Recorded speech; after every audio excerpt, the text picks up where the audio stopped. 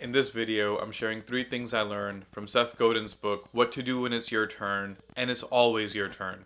And this is a book that he wrote for us saying that you can level up and you can do work that will be missed after you're gone.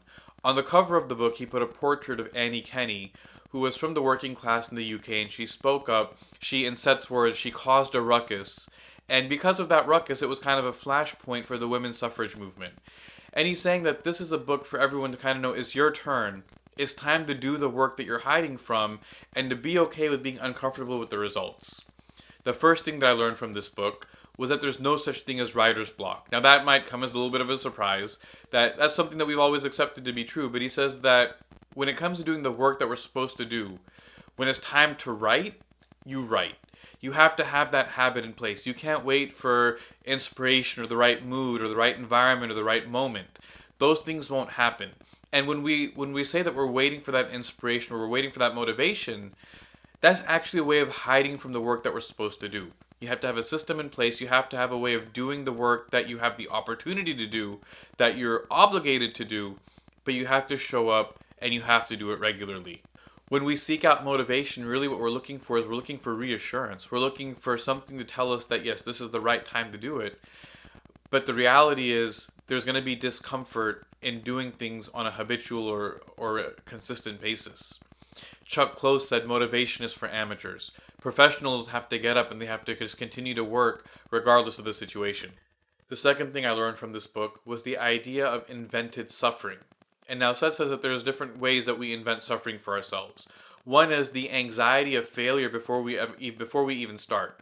So when we embark on trying to do work that we know we should be doing or any kind of venture, we're held back because we're afraid of what might go wrong. Like, well, if I do this, if I put this out, then this is going to happen, or people are going to say this, or this will happen, and we start to have anxiety and literally suffering over something that hasn't happened yet.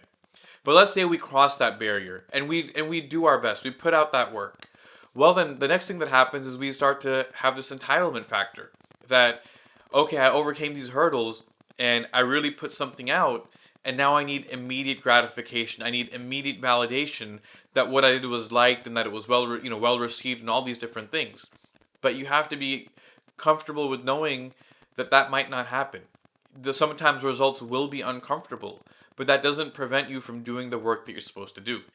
When things don't go our way, the easiest thing to do is to say, well, you know what? I gave it a shot. I overcame my fears. I tried to put something out. It didn't work, and I'm not going to do it again. And we give up.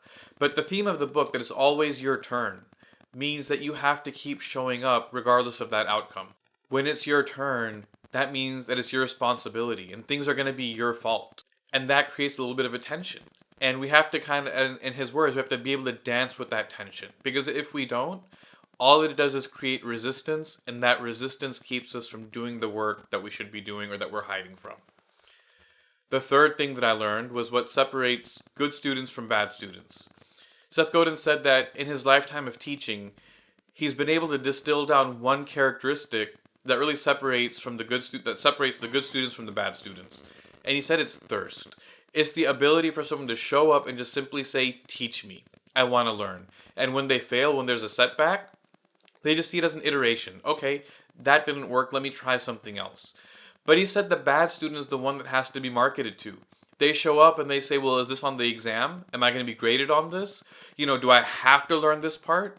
And so you almost have to sell them on what you're going to teach them. And then that just ends up creating a lot of frustration. In order to succeed, you have to have a thirst for learning. And the way that we create that thirst for learning is with good habits. It's habitually asking why. It's focusing on the process of learning, not the outcomes of what we gain with that knowledge. And really, this is kind of the theme. When it's your turn, it means having those habits of learning. It means having those habits of shipping, of leading, of putting yourself out there, of doing what you can to trying to produce work that matters and shipping it, putting it out, and being okay with the fact that it might not work out the way that you wanted, but you still got to do the work that you're hiding from, the work that you're meant to do, the work that will leave an impact. That's 3 things I learned from Seth Godin's book, What to Do When It's Your Turn. Make sure you hit the thumbs up and the subscribe button, and there's a link to the book down in the description below. See you next week.